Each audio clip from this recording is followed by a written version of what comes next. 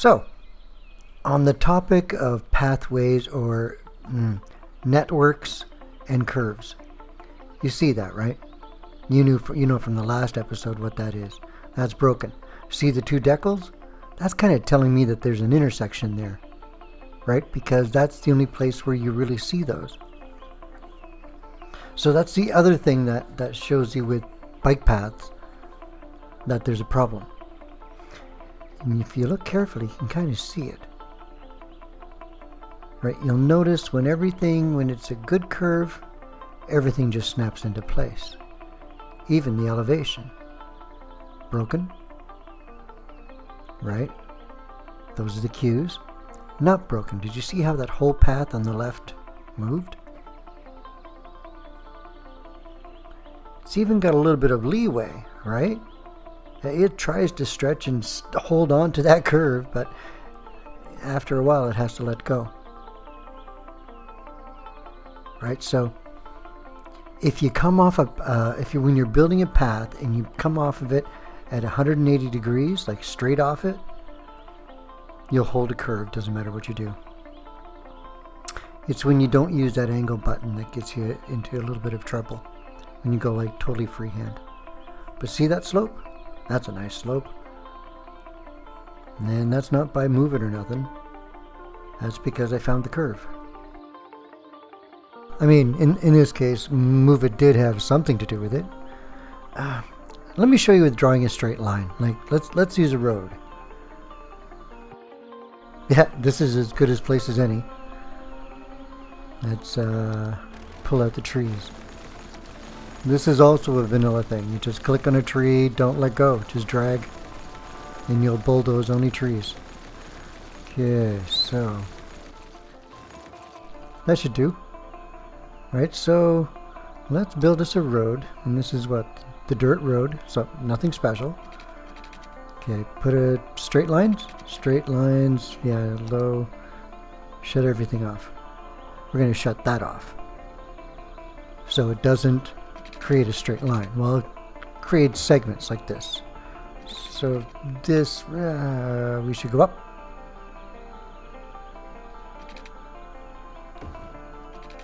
And we're in smallest increments, so every step is 3.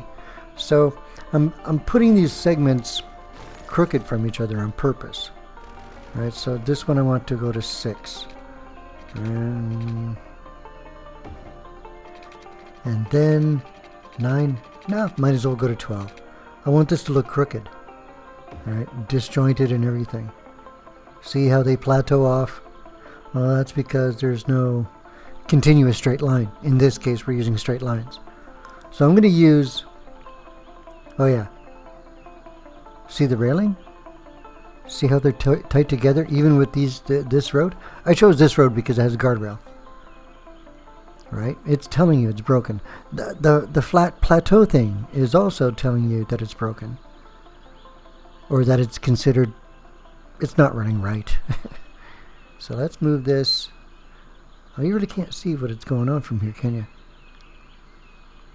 Let me show you. That's disjointed. Okay. That's together. That's a straight line. Oh, okay. There you go. Isn't that a lot smoother? You can do that with vanilla. Right, here, let's turn this on and show you. Next at 3, then at 6, and it doesn't really matter where. And then this one, 9, 12. Look at that slope. If it can follow the line, if it can follow the curve, everything is smooth as silk. Disjoint it, and you know what you get. Oops. Right? So if you got that kind of stuff going on, probably because it's broken. And they're not broken nodes. It's just the geometry can't figure out what you were actually wanting to do. Yeah, that's a good story. Well, that's the one I'm sticking with anyways. So instead of watching me try to eyeball this into a straight line from here, let me show you the rest of this pathway. And how I like the fact that there's traffic on both. If they travel by the quickest route, one would think, right? Well, at the end of this, I'm going to show you another thing about the quickest route.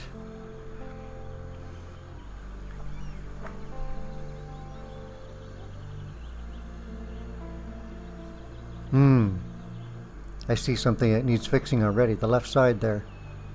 Going down to, yeah. Interesting little project. Never thought I would do this. Never in a million years. Watch this silliness come down. I had an issue.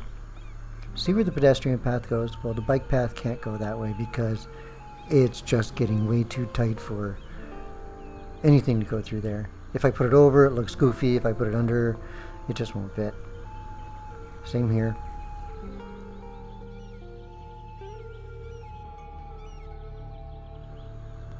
Right? There's no way to put it through there and make it look good. So it veers off to the left, but it comes back, like right about here. And check out this intersection. There's a bike path going through and the bike path that meets up to the pedestrian path, so that whoever was riding their bike that far could get on the bike path. And some of them still make a decision to walk, right? It's getting quite to be a cluster.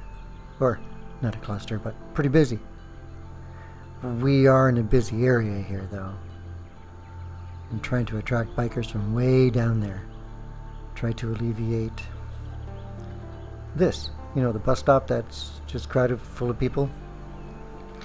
I'm trying to fix around it first before I deal with that, because that, the problem is there's still problems with public transportation. Yeah, like none of them are paying for transit. Not until they get on the bus. And they're despawning and driving away first. But check out the path here, right? Put a bike path there.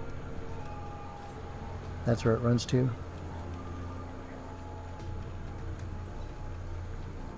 In this path here, remember how I thought it had too much of a slope? And it's just way too busy? Got an elevated path on the other side. I think that's where I want to go with the next clip. Do you know what I'm looking at? The fact that some are taking the bridge, but not all. Yeah, we'll go there next. Ciao for now.